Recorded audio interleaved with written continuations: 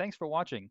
In this video, I'm going to show you how Google ranks your website in search results and how you can take advantage of that to drive some more traffic to your site and calls to your business by getting it on the first page. Now, looking at steel buildings, you're listed in the top page here. There's not a whole lot of immediate competition, and those companies that are listed are actually national companies that they just put up pages for different cities and different towns across the country. However, Google understands that they're not local and it really tries to push local search results. So you really don't have to do a whole lot of work to try to compete with these companies right here.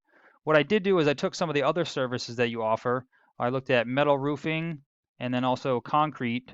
And what I've done is I've just pulled some of the top listings on these two searches, as well as your own website, and I put them all into this tool that I use, and it shows me all the information that Google finds on your site, and then it rates its strength and trust on a scale of 1 to 100. So as you can see, these other websites, just from these numbers as to why they're outranking you in some of the other categories in the search results. But let me go into a little bit further detail about what these numbers mean and how you can improve them. So when Google is determining how to rank a website, it uses two factors. The first is what's called the authority. Now this is basically a popularity contest. This authority is gained by what are called backlinks, which is when another website links or refers back to yours. They act as an endorsement that Google uses to build trust because others are vouching for you.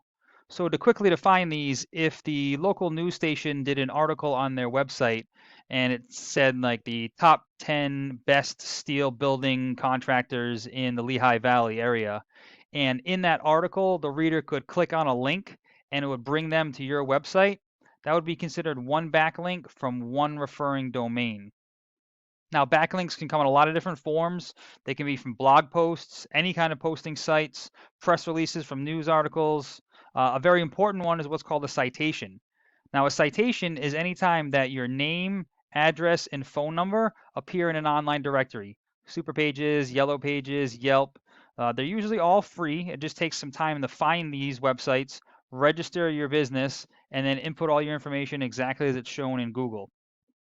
Now, you can see that based on the number of other websites that refer back to these, this is why Google trusts and has more authority in these websites and therefore lists them on top of yours. But just something to quickly note here is it's not just a matter of the quantity of these links, it's the quality. So we need to make sure that they're relative to your industry and your field. Otherwise, Google will understand that it doesn't have anything to do with, say, steel buildings or any kind of construction, and it won't count towards adding any authority. Now, the second factor for ranking your website is the content on the page. So if we take a look here at your keywords, these are all the words and phrases that are being typed into Google search, as well as the volume, the number of times per month they're being searched. So this is where a little bit of research gets done, and we try to make sure that all the highest volume keywords are being included on your website, so that way when they're being typed in, you can be found. So for example, if we take something, let's say roofers in Lehigh Valley, that's being searched 400 times per month. Right now, you're in the 61st position, which is going to be at roughly 10 listings per page, either the bottom of the 6th or the top of the 7th page of Google. If you are on the first page, 400 people a month will be seeing your website. We're usually very conservative and say only 10% of those will actually become leads for your business. So that's 40 potential new leads. And I don't know what the conversion rate is for people that call you and actually get jobs done, but let's even be more conservative and say only another 10% of those become new customers. You're talking 4 roofs per month just off of this one keyword phrase. Now, understandably, you might not be concentrating on roofing, so if we do something that's a little bit more in your wheelhouse, steel buildings PA, you're on the first page for steel buildings Allentown, but you're in the 9th page, the 90th position for steel buildings PA. So if you, same thing, if we get you onto the top of the first page by including this on your website, 25 new leads per month, probably somewhere in the neighborhood of 2 to 3 steel buildings per month just off of this one keyword. So then we repeat that same process for all the high volume keywords for all the services and areas that you want to concentrate on, so we can make sure that you're getting all those clicks and all those searches. Now, there is a formula that Google uses to find keywords on your site. So if we take a look at your page here, The layout doesn't matter. I mean, this looks great. We got all the information, all the drop-down menus. This as far as the customer side of it, it's great. As far as what Google is concerned, it's basically looking for a minimum amount of content. So it's going to come in and it's going to count all the words and text on the page. It's usually looking for about 1,500 to 2,000 words because it assumes that the more information you have on the page, the more of an expert you are, and then the more likely it is to recommend you. Now, while it's counting the words, it's also searching for all those keywords, which could be any kind of service that you offer and then areas that you offer it in. Now, this is where the number of words on the page really comes into play because you're only allowed to have one of those keywords for every 100 to 150 words of text on the page. So the more keywords we want to include, the more content we need to have on your page. So if we go back to the search results, up top is what we call the map pack. This is something that's free to be listed in. You need to fill out your Google Business profile, which is actually part of the Maps app now. You can do it right from your smartphone.